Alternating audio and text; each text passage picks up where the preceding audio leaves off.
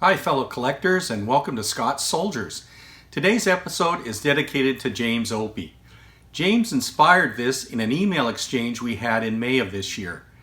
At the time, I was searching for an answer, and James, in responding, provided, unwittingly, a theme, the rather obscure feature of toy soldiers, the bases, or more succinctly, the maker's information found on the bottom or placed in out-of-sight areas.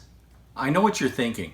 Time to cut the grass or join your significant other and go shoe shopping. But wait, hold on, let me explain. In his comments, James mentioned, and I'll quote him directly, "The definitive monograph on what Britons embossed underneath bases and bellies remains, as far as I know, yet to be done. It would be quite a labor of love." I sort of feel that I know that the word London appears on some bases, but when and with what frequency and why, I am not at the moment able to explain. Thank you for pointing out this one. It reminds me of one of my own maxims, always look under the base, which I sometimes forget.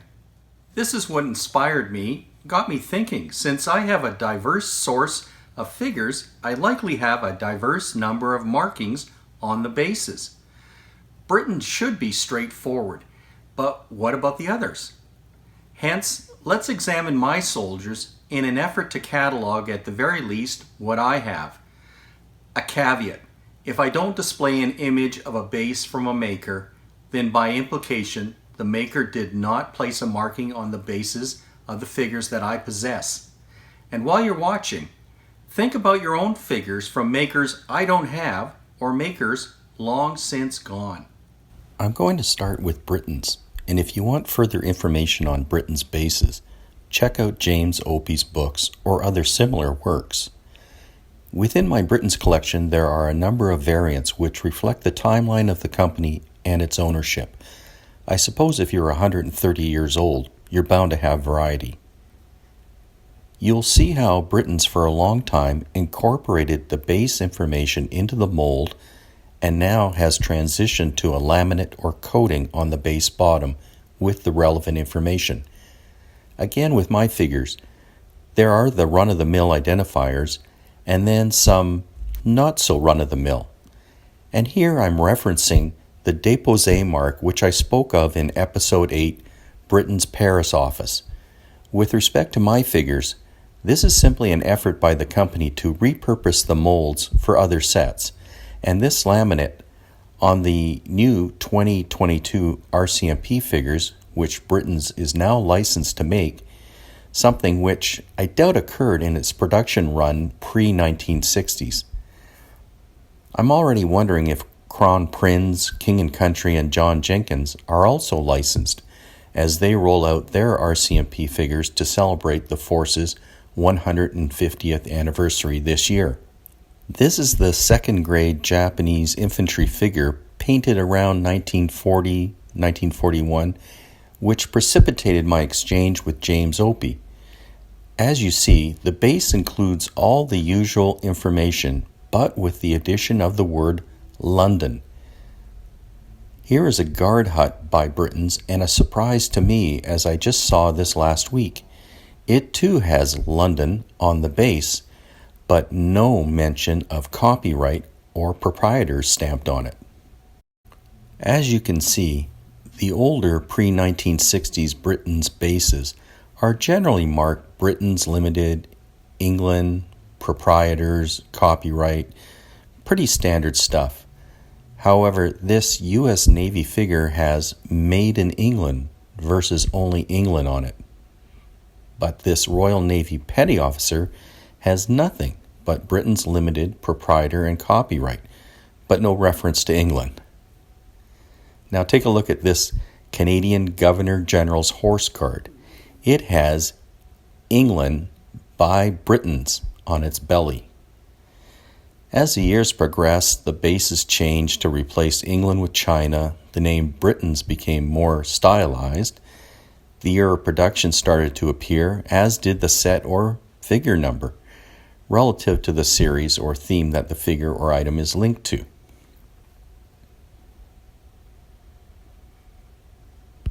Now these next Britain's figures are interesting.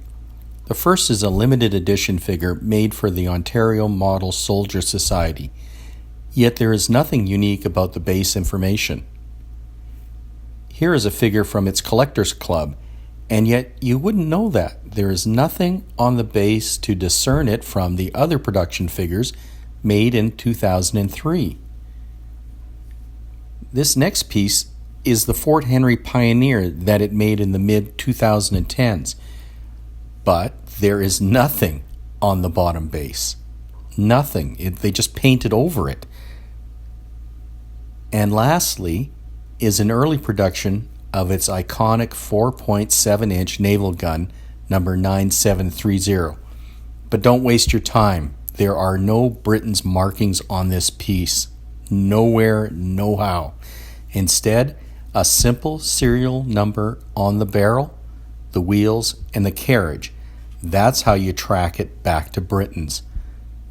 So I suppose this shows that while Britain has had 130 years of markings, which have been, for the most part, consistent over the decades, there are also a number of departures or inconsistencies, at least from my point of view. Next is King & Country. With the move away from glossy figures to the now matte finish, there has also been a distinct change in the base bottoms. Some, but not all of my glossy figures have simply a KC stamped on the base, and clearly not a lot of effort went into this. The matte figures in my collection are now marked as you see this one from my Canadian D-Day assortment. King & Country now have the company name where the figure falls under its categories and the year of production, similar to Britain's. Del Prado figures are likely something people have, as they are a good match for King & Country, Frontline, John Jenkins, and others.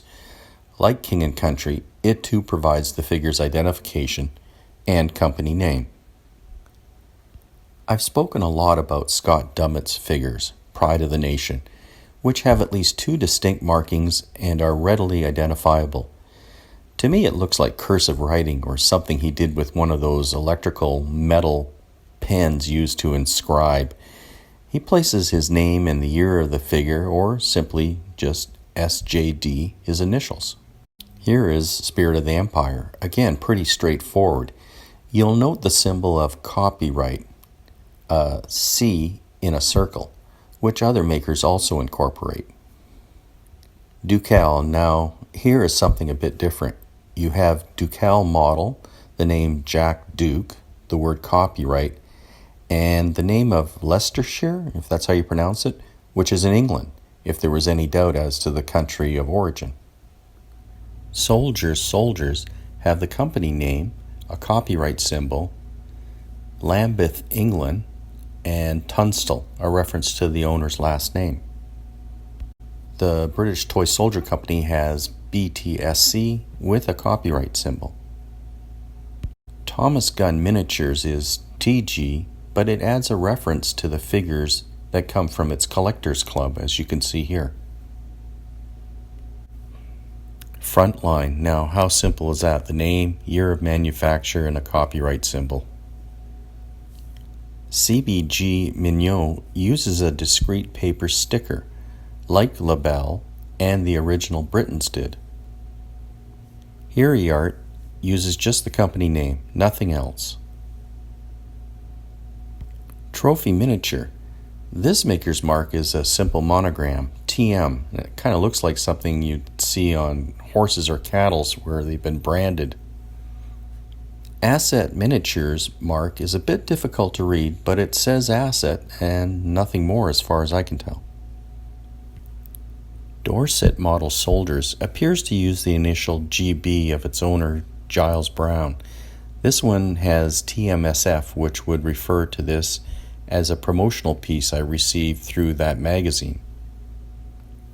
Ted Toy Miniatures, again the copyright symbol, year of manufacture, company name, and I assume a serial number for tracking of the figure.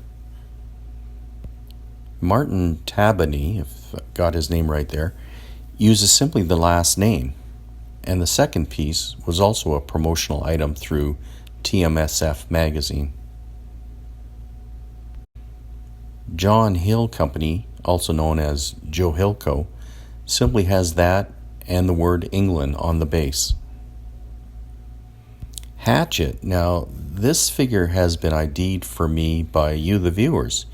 And as I said, it's by Hatchet, and the base, though, simply gives the figure's name, no other identifier. Good Soldiers has what appears to be a distinct W, but I have no idea what it means, and perhaps if I ever get a chance to meet up with Alan Good, I'll ask him. Steadfast says the company's name and Great Britain on the bottom.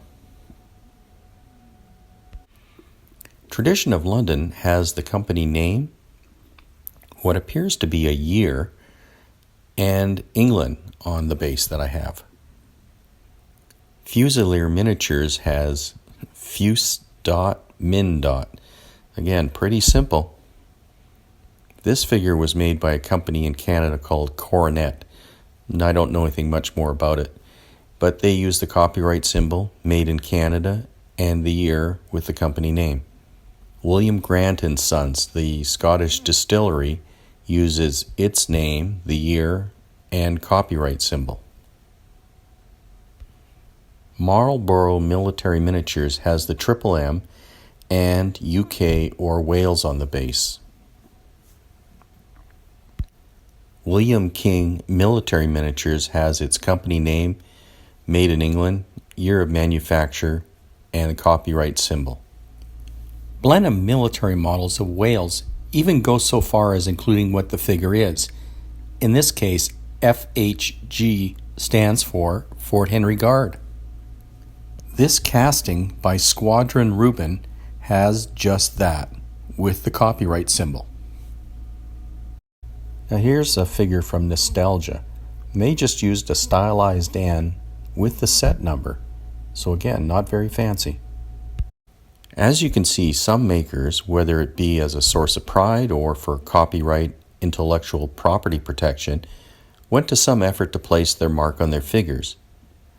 And as James wrote at the beginning, it's a good maxim to always check the bases, if only to help you make a more informed decision when buying a single figure or set.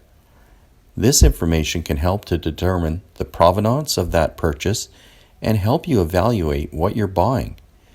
I should add that the absence of a mark is not the be-all to end-all. There are other means that can contribute to narrowing down or identifying a maker: type of paint used, style, base shape, dimensions, boxes, catalogs, and themes, just to name a few. But I will be including the base markings in future videos of figures I present as part of the identification process for you, the viewer. To paraphrase James, to catalog every maker would be a labor of love and the emphasis on the labor, so I'm not sure the juice is worth the squeeze.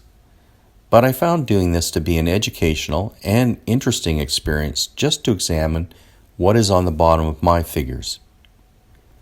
I hope you enjoyed this dive into the underside of our hobby, and if so, please hit the like or subscribe buttons.